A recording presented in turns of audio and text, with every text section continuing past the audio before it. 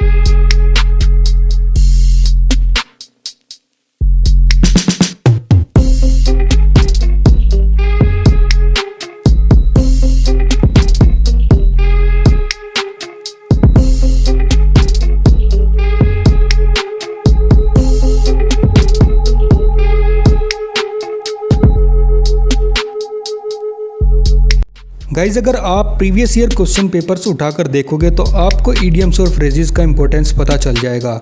आपको लगभग 2 या 3 तो क्वेश्चन ऐसे मिल ही जाएंगे जिनमें आपको इडियम्स और फ्रेजेस देखने को मिल सकते हैं। और सीपीओ के एग्ज़ाम में तो इंग्लिश का बहुत ही ज़्यादा रोल होता है, इसलिए आप इडियम्स और फ्रेजेस को कभी भी इग्नोर ना करें। वर्ड मीनिंग्स की तरह इडियम्स और फ्रेजेस को भी आप अपनी जो है रूटीन स्टडीज़ में शामिल कर लीजिए। और गाइज, इंग्लिश में इस तरह की चीज़ों को याद करना क्रैमिंग से बिल्कुल भी नहीं होगा, बल्कि आपको रेगुलरली कंसिस्टेंटली इन्हें बार बार पढ़ते ही रहना होगा, तभी आप इसमें एक्सेल हासिल कर सकते हैं। और गाइज, सेम फंडा होता है मैथमेटिक्स के साथ। आप जितना ज़्यादा चैप्टर्स को रिवाइज करोगे, जितने ज़्यादा क्वेश्चन आप प्रैक्टिस करोगे उन रेगुलर बेसिस, आप देखोगे कि आपका दिमाग उतना ही ज़्यादा मैथ्स में चलना शुरू हो गया है। जिन चैप्टर से आपको डर लगता है, मैं तो आपको एडवाइस दूंगा कि आप उनको ज़्यादा रिवाइज़ कीजिए। उनकी थ्योरी बार बार रिवाइज़ करते रहिए। भले ही आप क्वेश्चन उतने ना रिवाइज़ करें शुरू में, लेकिन धीरे धीरे आप फिर क्वेश्चंस को भी काफ़ी टाइम रिवाइज़ कीजिए। आप देखिएगा कि आपका मैथ में कमांड इतना अच्छा हो जाएगा कि आप क्वेश्चन को आंखों में ही सॉल्व करने लगेंगे। साथ ही साथ अगर हमारे पास क्वेश्चन को करने का कॉन्सेप्ट है लेकिन हमारी कैलकुलेशन स्पीड ही वीक है, तो पेपर में तो टाइम शॉर्टेज होने ही वाला है, क्वेश्चन छूट जाएगा आते हुए भी। तो इसलिए हमें रेगुलर बेसिस पर कैलकुलेशन भी प्रैक्टिस करनी होगी अपनी रोज़ाना।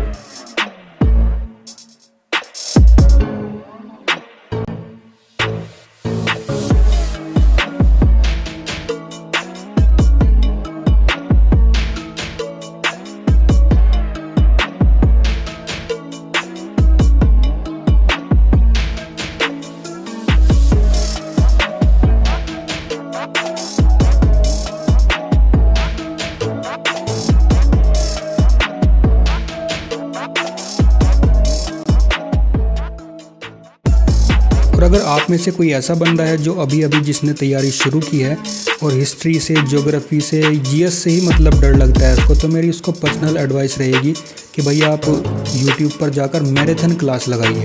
एक मतलब पर्टिकुलर चैप्टर्स की क्लास मत लगाइए, मैराथन क्लास लगाइए, क्योंकि हमारा दिमाग जो है ना साइकोलॉजिकली प्रूव है ये कि हम सुनकर जल्दी मतलब ग्रैब करते हैं चीज़ों को। सुनिए, नोट्स बनाइए प्रॉपर और फिर से उन्हें रिवाइज़ करते रेगुलर बेसिस पर। क्लास लीजिए, रिवाइज़ कीजिए, क्लास लीजिए, रिवाइज़ कीजिए। ऐसे अगर आप करेंगे तो आप देखिएगा कि आप बहुत जल्दी चीज़ों को ग्रैब कर पाएंगे और आपको आसानी होगी जीएस को कंप्लीट करने में, क्योंकि मैंने भी इसी प्रोसेस को अपनाया है।